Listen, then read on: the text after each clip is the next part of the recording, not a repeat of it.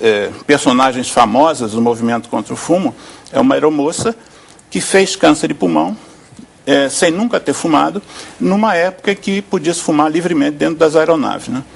Então, um alerta que eu faço para os fumantes ativos é que eles também não fumem em ambientes fechados. Por quê? Quando eles tragam a fumaça, aspiram a fumaça e depois devolvem a fumaça para o ambiente, eles estão poluindo aquele ambiente onde eles estão. Por outro lado, na pontinha do cigarro, queima uma fumaça, o fumo está queimando ali, que não passa pelo filtro do cigarro, não passa pelo filtro dos pulmões, e ela está pura. Essa fumaça tem 5 vezes mais nicotina e substâncias tóxicas que o que foi puxado. Então, um fumante que fume no ambiente fechado, ele está fumando 3 fumaças diferentes. Então, todos os clientes que eu atendo, que eu tenho oportunidade de orientar, eu digo, tente, a partir de agora, até você parar de fumar em ambiente fechado. Ok. E é interessante que nós estamos aqui tratando ainda dessa questão sobre o tabagismo, o fumante passivo, e aqui uma notícia no site do Dr.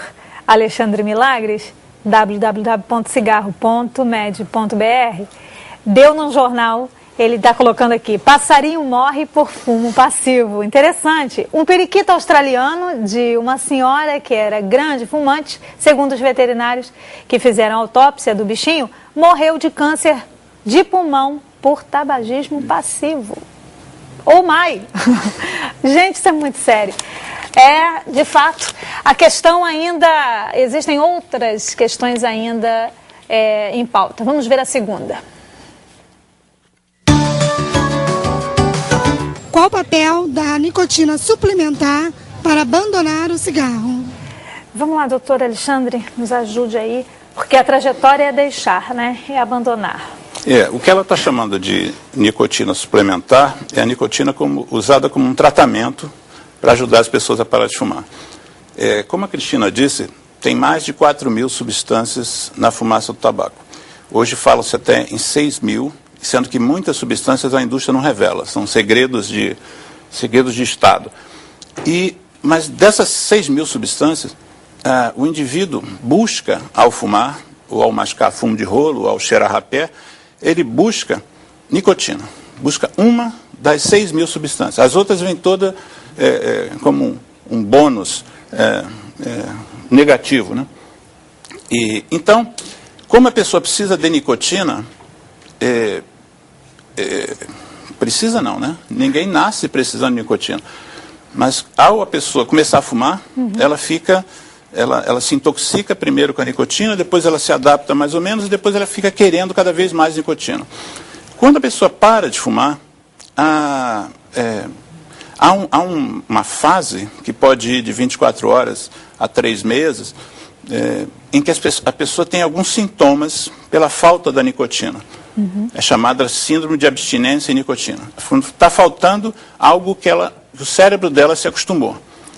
E para algumas pessoas, esses momentos, logo em seguida que você interrompe o hábito de fumar, esses sintomas são muito incomodativos.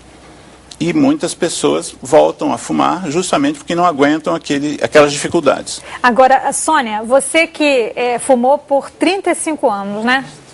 E você parou de fumar há 1 ano e 8 meses. Isso que o doutor está falando sobre o período de abstinência, como é que foi para você? Terrível. A sensação que dá na vida é que parece até que a gente vai morrer por falta daquele pedacinho, porque o cigarro é um pedacinho, né?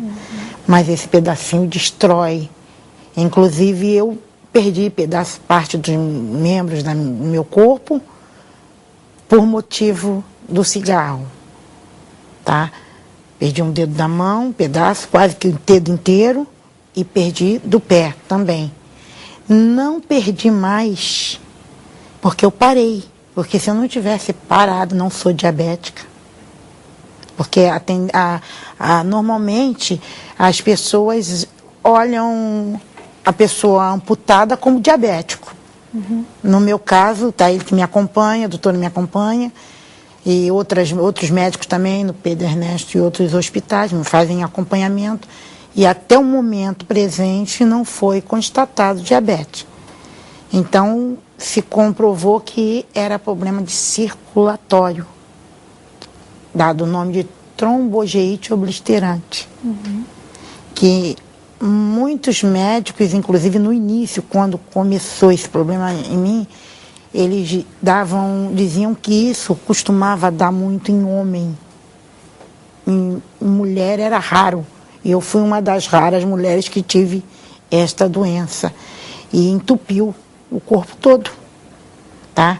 E mediante isso não tinha circulação e não podia ter ferimento de espécie alguma. Por esse motivo de ferir, era ferir e eu perder.